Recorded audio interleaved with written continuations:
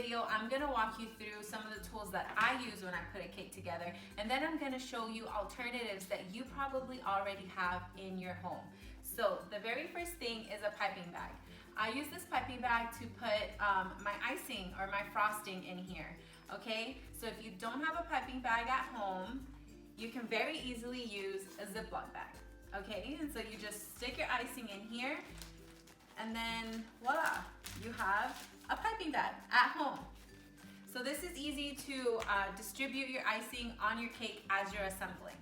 All right, so the next piece of equipment that I use, and I'm not going in any specific order, is this cake leveler. So I use this cake leveler to make sure that all my cake levels are the same size, okay? But if you don't have one of these at home, you can very easily use a serrated knife. This is what I used before I got a cake leveler, and sometimes I'll use this if my cake is too small or too big or too delicate for this leveler here. Okay, so far so good. The next thing that I use when I put a cake together is I use offset spatulas. I have different sizes. I use this to smooth the frosting on the cake, even on the side of the cake, or even to apply the frosting directly on the cake. Now, if you don't have an offset spatula at home right now, you can use a regular spatula. You can use this because it has this edge and it has this other edge. It's just a smaller surface area, but you can easily use this to help smooth icing on a home double tier or triple tier cake. So, on to the next piece of equipment. So the next piece of equipment that I use when I put a cake together is a bench scraper. So this helps me to make sure that my edges are nice and smooth when I put on my crumb coat or my final coat of the icing. If you don't have one of these, it kind of threw me for a loop trying to find something, but I found the perfect solution, a plastic plate, okay? And you take some scissors and you're gonna cut a nice straight edge down the middle. If you want to pull out your ruler and measure, feel free.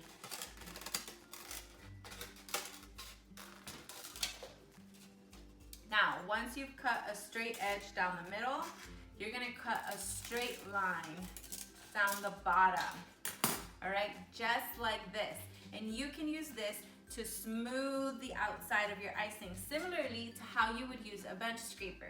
Okay, and the plastic plate gives you enough I guess material for you to hold onto with your hand and really balance it as you're smoothing your cake around.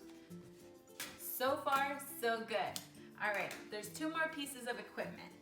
So when I'm putting a cake together, I always use a cake board. I have different size cake boards for different sized cakes. All right, but if you don't have cake boards at home, you can easily use a plate. Just directly put your cakes on a plate and assemble it on top of this plate. And then you can serve it on this very plate, or you can move it to a different serving dish. Now, for our last piece of equipment.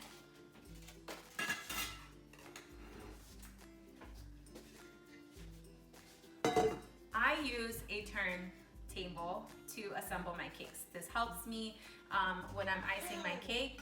It helps me to smooth out the icing. I just turn the turntable and I put my bench scraper and I let the instruments do what they do. All right, so if you don't have one of these at home, what you can do is take a bowl, a nice big sturdy bowl you have, turn it upside down, and then take a plate like this one and you'll put it over. It's helpful and reassuring if the bottom border of this plate is a little bigger than the bottom part of your bowl. And so this one is. And so what you can do now is this will turn on your bowl and it works similarly to my turntable. And so you can turn it like this as you're smoothing out your icing. All right, so do you need all the professional equipment to build a cake at home? Absolutely not. You can make a tasty and beautiful cake right from your home with things that are already there. And stay tuned for the next part of this series, which is actually building the cake. So if you like this video, make sure you hit the like button, make sure you subscribe for next videos to come, and share this with your friends and family.